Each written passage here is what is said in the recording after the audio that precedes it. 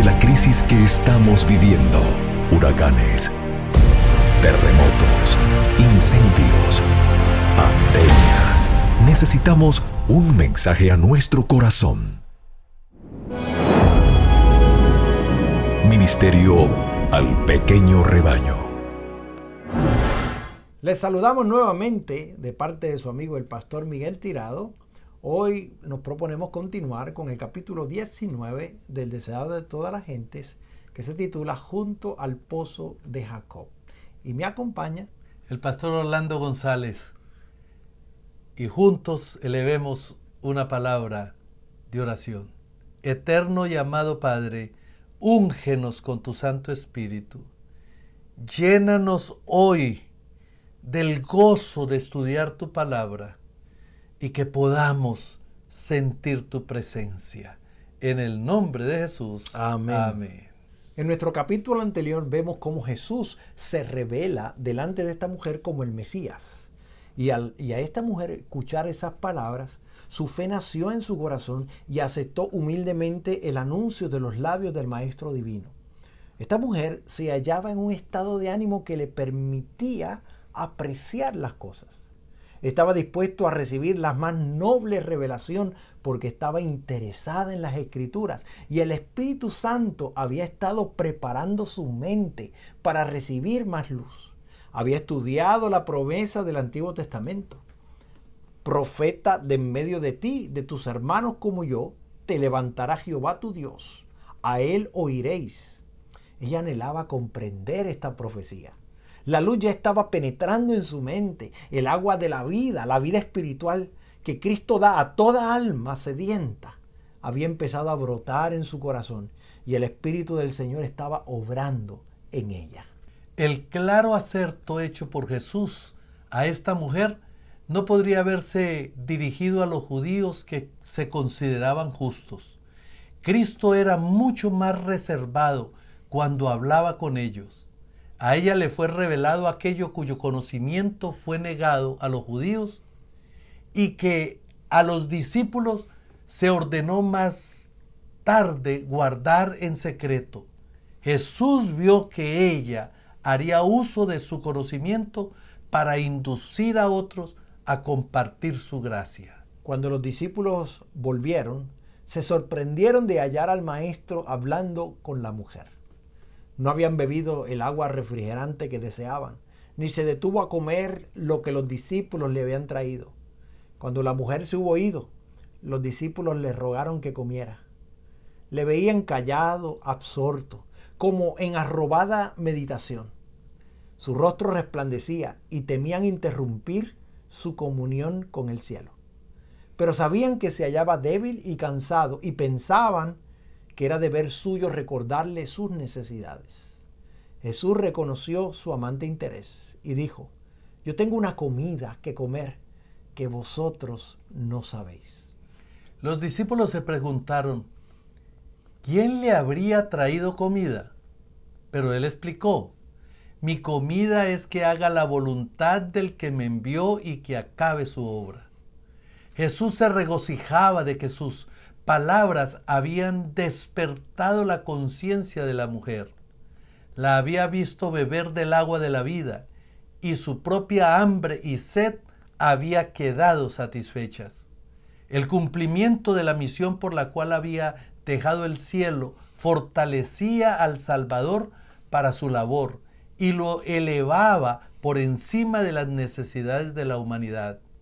El ministrar un alma que tenía hambre y sed de verdad le era más grato que el comer o beber. Era para él un consuelo, un refrigerio. La benevolencia era la vida de su alma.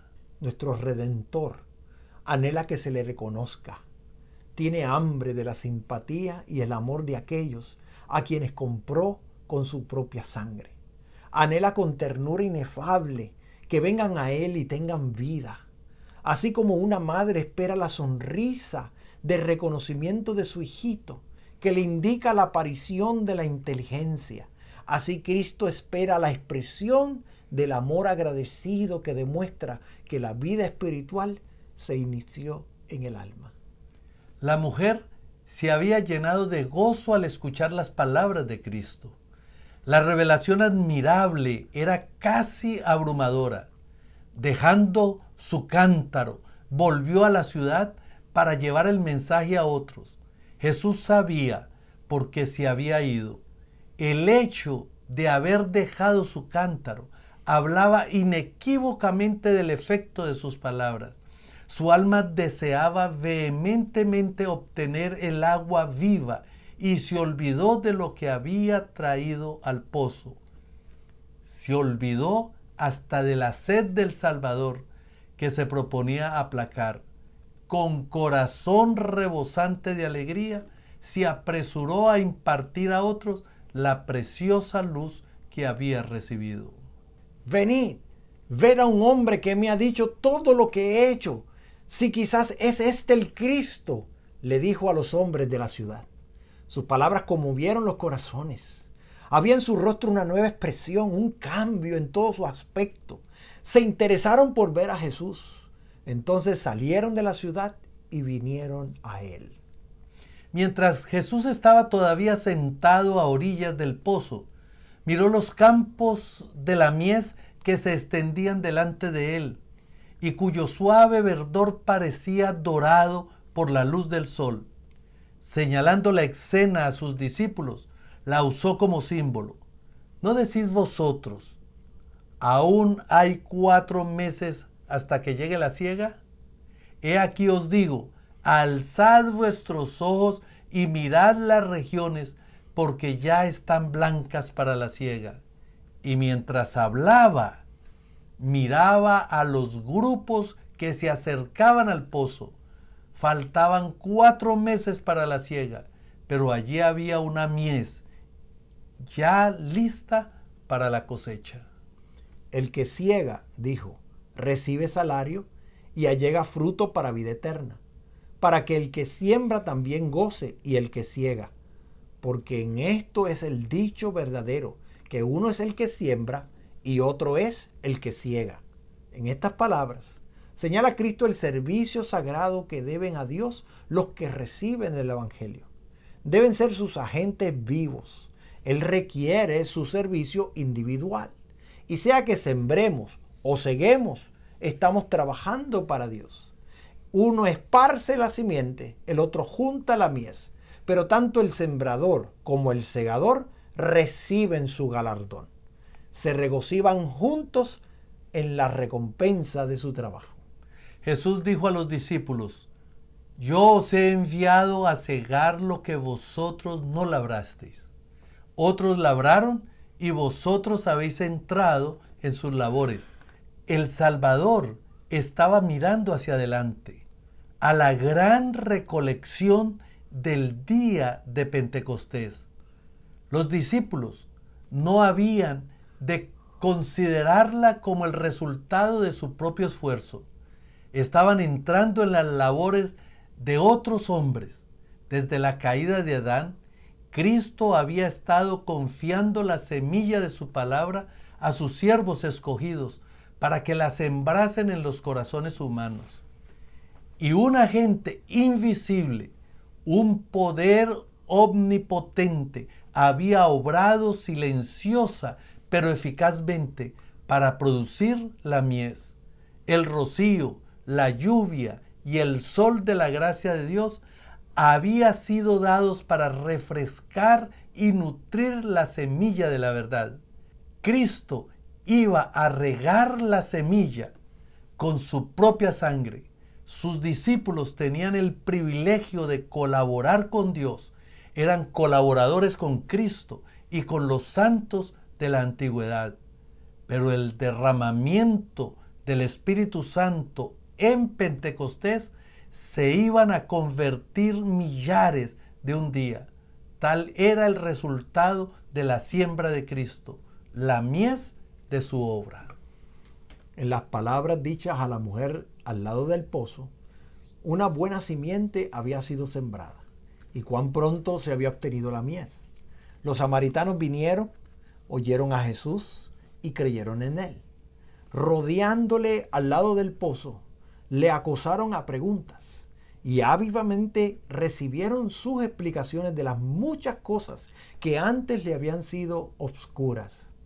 Mientras escuchaban, su perplejidad empezó a disiparse. Eran como gente que, hallándose en grandes tinieblas, siguen un repentino rayo de luz hasta encontrar el día. Pero no les bastaba esta corta conferencia. Ansiaban oír más y que sus amigos también oyesen a este maravilloso maestro. Le invitaron a su ciudad y les rogaron que quedase con ellos. Permaneció pues 2 días en Samaria y muchos más creyeron en él.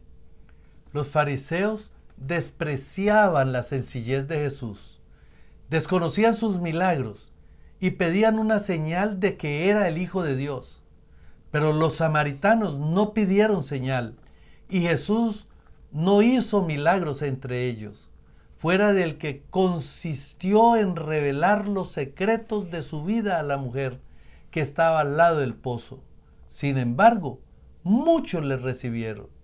En su nuevo gozo, decían a la mujer: ya no creemos por tu dicho, porque nosotros mismos hemos oído y sabemos que verdaderamente este es el Salvador del mundo, el Cristo. Los samaritanos creían que el Mesías había de venir como redentor, no solo de los judíos, sino del mundo entero. El Espíritu Santo, por medio de Moisés, lo había anunciado como profeta enviado de Dios. Por medio de Jacob se había declarado que todas las gentes se congregarían alrededor suyo, y por medio de Abraham que todas las naciones de la tierra serían benditas en él. En estos pasajes basaba su fe en el Mesías la gente de Samaria. El hecho de que los judíos habían interpretado erróneamente a los profetas ulteriores, atribuyendo al primer advenimiento la gloria de la segunda venida de Cristo, habían inducido a los samaritanos a descartar todos los escritos sagrados, excepto aquellos que habían sido dados por medio de Moisés. Pero como el Salvador desechaba estas falsas interpretaciones, muchos aceptaron las profecías ulteriores y las palabras de Cristo mismo acerca del reino de Dios. Jesús había empezado a derribar el muro de separación existente entre judíos y gentiles y a predicar la salvación al mundo. Aunque era judío, trataba libremente con los samaritanos y anulaba así las costumbres farisaicas de su nación. Frente a sus prejuicios, aceptaba la hospitalidad de este pueblo despreciado. Dormía bajo sus techos, comía en sus mesas, participando de los alimentos preparados y servidos por sus manos. Enseñaba en sus calles y lo trataban con mayor bondad y cortesía. En el templo de Jerusalén, una muralla baja separaba el atrio exterior de todas las demás porciones del edificio sagrado. En esta pared habían inscripciones en diferentes idiomas que declaraban que a nadie sino a los judíos se le permitía pasar ese límite. Si un gentil hubiera querido entrar en el recinto interior, habrían profanado el templo y habían sufrido la pena de muerte. Pero Jesús, el que diera origen al templo y su ceremonial, atraía a los gentiles así por el vínculo de la simpatía humana, mientras que su gracia divina les presentaba la salvación que los judíos rechazaban. La estada de Jesús en Samaria estaba destinada a ser una bendición para sus discípulos, que estaban todavía bajo la influencia del fanatismo judío.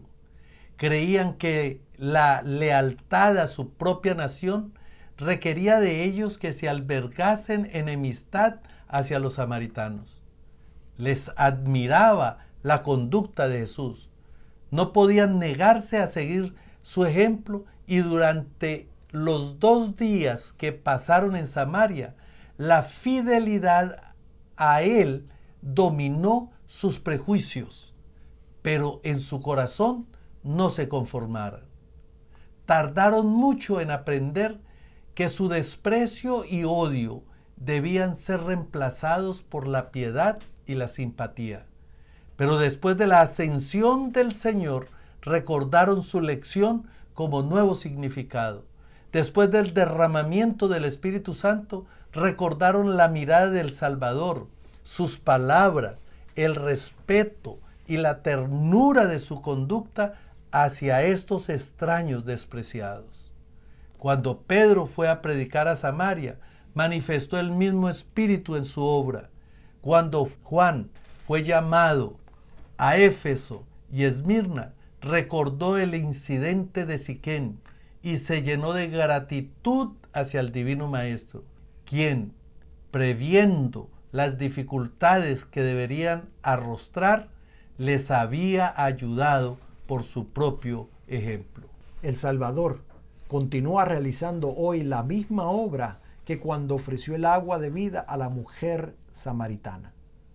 Los que se llaman sus discípulos pueden despreciar y rehuir a los parias, pero el amor de Él hacia los hombres no se deja desviar por ninguna circunstancia de nacimiento, nacionalidad o condición de vida. A toda alma, por pecaminosa que sea, Jesús le dice: si me pidierais, yo te daré el agua de vida. No debemos estrechar la invitación del Evangelio y presentarla solamente a unos pocos elegidos, que suponemos nosotros nos honrarán aceptándola. El mensaje ha de proclamarse a todos, donde quiera haya corazones abiertos para recibir la verdad. Cristo está listo para instruirlos. Él les revela al Padre y a la adoración que es aceptable para aquel que lee el corazón. Para los tales no usa parábolas. A ellos, como a la mujer samaritana al lado del pozo, dice: yo soy que hablo contigo. Cuando Jesús se sentó para descansar junto al pozo de Jacob, venía de Judea, donde su ministerio había producido poco fruto. Había sido rechazado por los sacerdotes y rabinos, y aún los que profesaban ser discípulos suyos no habían percibido su carácter divino. Se sentía débil y cansado, pero no descuidó la oportunidad de hablar con una mujer sola, aunque era una extraña, enemiga de Israel, y vivía en pecado. El Salvador no aguardaba a que se reuniesen congregaciones. Muchas veces empezaba sus lecciones con unos pocos reunidos en derredor suyo. Pero uno a uno, los transeúntes se detenían para escuchar, hasta que una multitud oía con asombro y reverencia las palabras de Dios pronunciadas por el Maestro enviado del cielo. El que trabaja para Cristo no debe pensar que no puede hablar con el mismo fervor a unos pocos oyentes que a una gran compañía. Tal vez haya uno solo para oír el mensaje, pero ¿quién puede decir cuán abarcante será su influencia? Parecía asunto sin importancia, aún para los discípulos, que el Salvador dedicase su tiempo a una mujer de Samaria. Pero él razonó con ella con más fervor y elocuencia que con reyes, consejeros o pontífices. Las lecciones que él le dio han sido repetidas hasta los confines más remotos de la tierra. Tan pronto como halló el Salvador, la mujer samaritana trajo a otros a él. Demostró ser una misionera más eficaz que los propios discípulos.